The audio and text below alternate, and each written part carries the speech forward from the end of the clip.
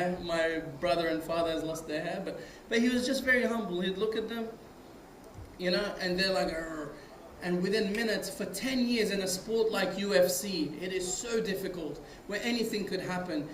You might get knocked out in the face, you might get grappled, you might get choked, you might get arm locked. For 10 years he was undefeated. This is like one of the greatest achievements in fighting.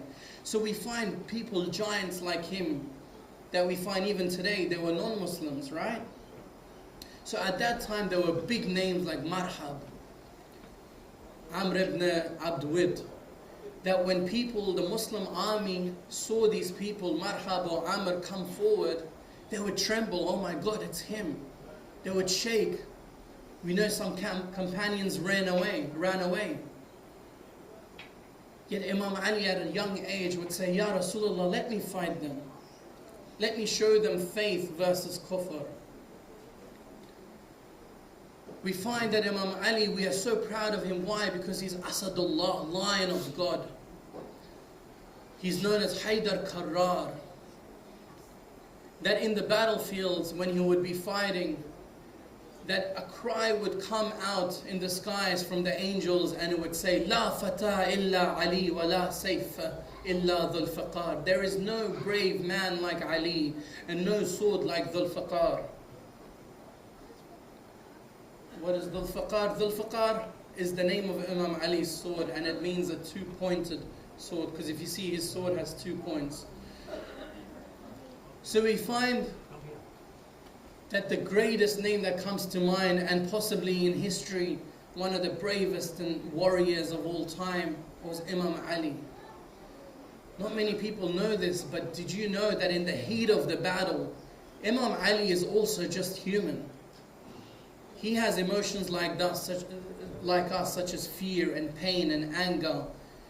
That even in the height of the battle, when there would be so many people in front of him, so many of his friends and companions would be killed, that Imam Ali, when he would feel a bit scared, you know what he would do? He'd go behind the Prophet, and he'd get comfort from the Prophet. So imagine how strong our Prophet was.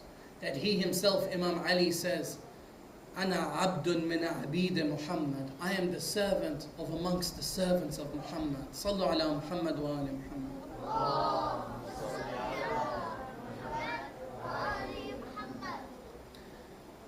And that's our Prophet, and that's our role models, our Imams. And we've heard of the great warriors, such as Ja'far at-Tayyar, such as Hamza, Sayyid al-Shuhada, such as Sayyid al-Shuhada, Imam Hussein.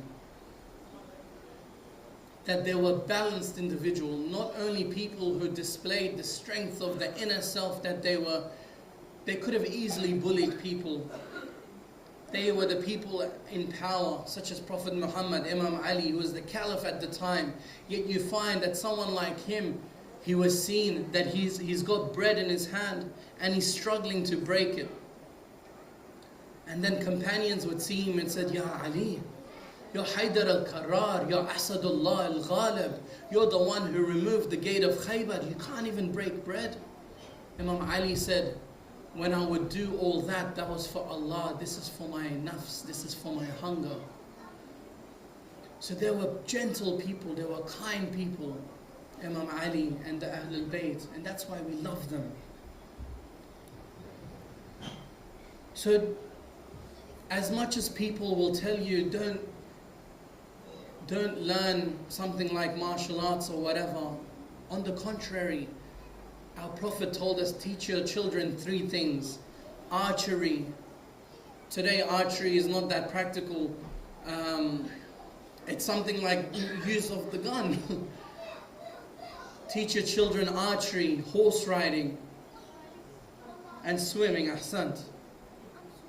Horse riding, these things, we know that there was emphasis on wrestling. We find that people sometimes say that, but isn't fighting haram or martial arts or learning this? I'll leave that up to you and the scholars, but just think about it. The Imams, when they were young, we learnt about Qasim, about Aun, about Muhammad. When they were 10, 9, 11, they would engage in battle. This wasn't just from strength that Allah gives you because you have Iman. Of course, this is great. But coupled with training, they used to train at a young age, fencing, for example, sword fighting, horse riding. Wrestling causes breakages, bruises, damages, dislocations, yet there was an emphasis. Horse riding similarly.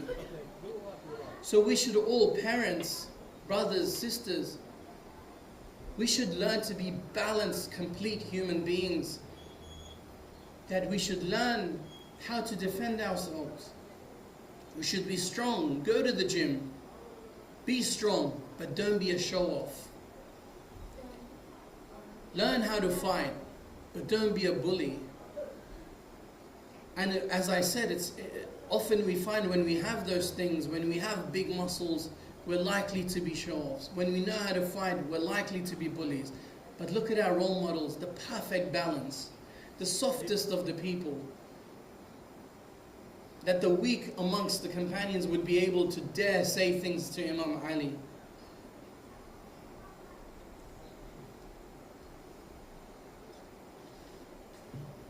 So the family of Hashim, Prophet Muhammad and Ali Muhammad were strong people, strong individuals. They were tough. They were tough inside. As I said in the earlier nights, pursuit of knowledge is important. Every single one of you, go to school. Be the smartest you can be. No one was smarter than Prophet Muhammad and Ahlul Bayt. Be the wisest you can be. No one was wiser than the Prophet Muhammad and the Ahlul Bayt. Be strong, your jihad and nafs. Know how to be truthful and honest like Prophet Muhammad and Ahlul Bayt. Know how to fight. Learn it, it's good for you. Wrestle sometimes amongst yourself. Don't do it here, I don't know about the insurance policy. But go and train, go run a bit, be physically fit. Me, myself, I know I'm getting a bit tubby, but I promised myself in the turn of the new year, Muharram, that I will lose 10 kilos. Inshallah, hopefully within the next month, I hope I have lost that. Already I've lost 3 kilos in 1 week, which is a good thing. And so hopefully I'll lose the weight as well. A bit of training and practice what I preach. Go back to training.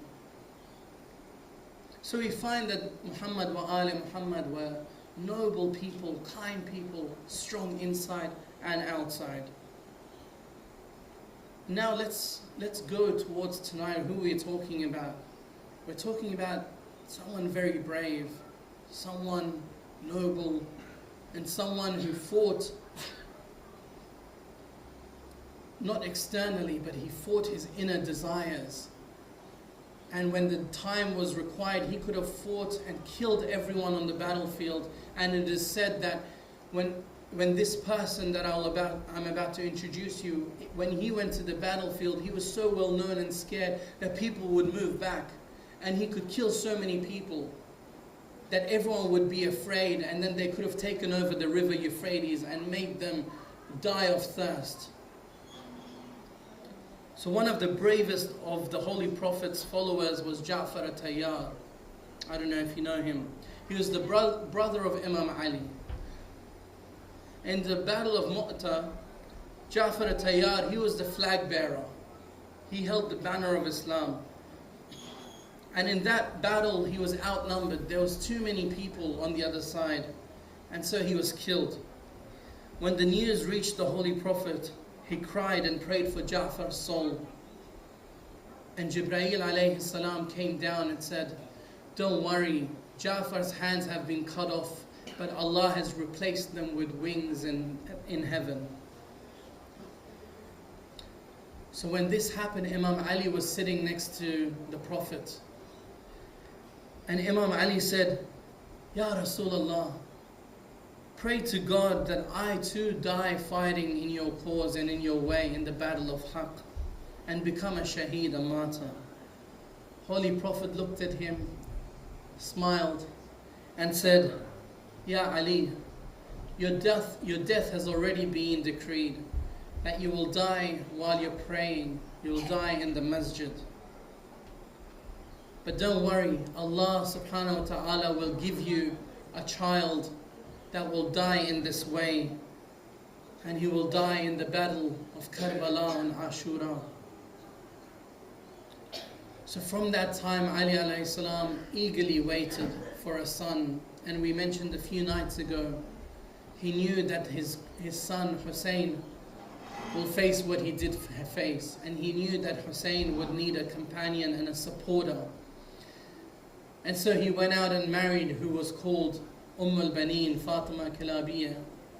And we find that al-Baneen, he went and wanted to find someone with a noble and strong background.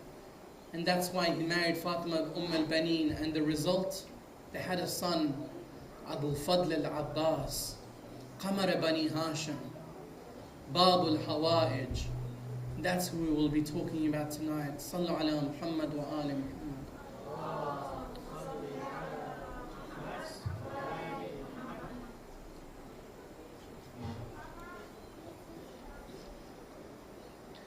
السلام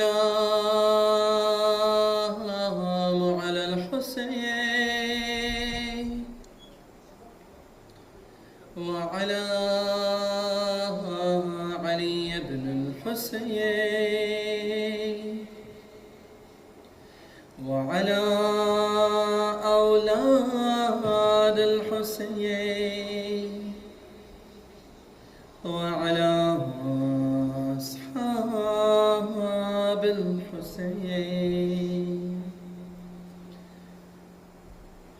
It was the 10th of Muharram.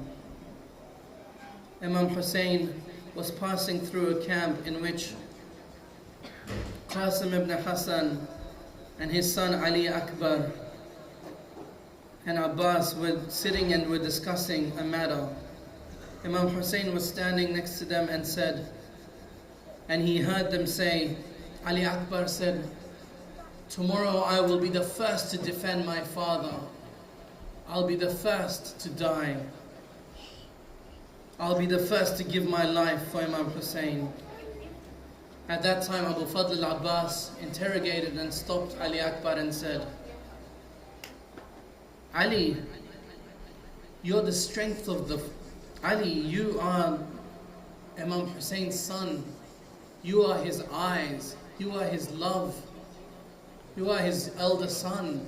If you die first, how difficult would that be for Imam Hussein? He'll be shattered. Ali Akbar replied, Ya uncle, O Abbas, you are the strength of my father. You're the right man of my father. You're the flag bearer of my father. If you go and you're killed first, the whole army will crumble. And then Qasim said, Oh my uncle, and oh Ali Akbar, you are the love and joy of Imam Hussein. And Abbas, you are the strength of my father Hussein, of my uncle Hussein. And Qasim said, but I am an orphan. I'll go tomorrow first and I'll die. Just then Imam Hussein said, Qasim, don't ever say that you're an orphan. I'm like your father.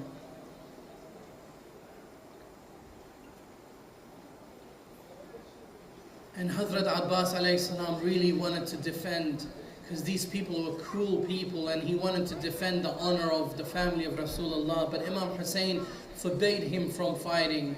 And he said, Ya Abbas, we didn't come here for fighting. Ya Abbas, we need to show the world who we are. We came here to sacrifice ourselves. That is indeed what's destined for us. The river Furat was occupied and was blocked by Yazid's army. And for days, that Muhammad wa Ali Muhammad, the children of Muhammad, of Imam Hussein, were thirsty. They were crying. Imagine being thirsty for a whole day, you haven't drank any water. But imagine if you were in the hot desert sand. Imagine you're thirsty and you haven't had much to drink at all. Not just the whole day. History tells us for days. So Imam Hussein's daughter Sakina, who was only 4 years old, she cried out. She said, Ya Amma, Al-Atash, Al-Atash, Ya Amma. Sakina said, Ya Abbas, oh my uncle, I'm thirsty. Get us some get me some thirst, quench my thirst, get me some water. Abbas alayhi salam couldn't take it anymore to hear the cries of these young people. Abbas went on his horse and went towards the river Furat with a sack to fill the water. He fought his way to get to the water, and as he reached the water, he himself was so thirsty. He saw the water, the coolness of the water. He filled the bags, and then he was about to drink from the water. And at that point, Abbas alayhi salam, he remembered the cries of the children. He remembered Imam Hussein alayhi salam, his master who's thirsty, and he thought to himself, how dare I want to drink when there's people in my family who are thirsty.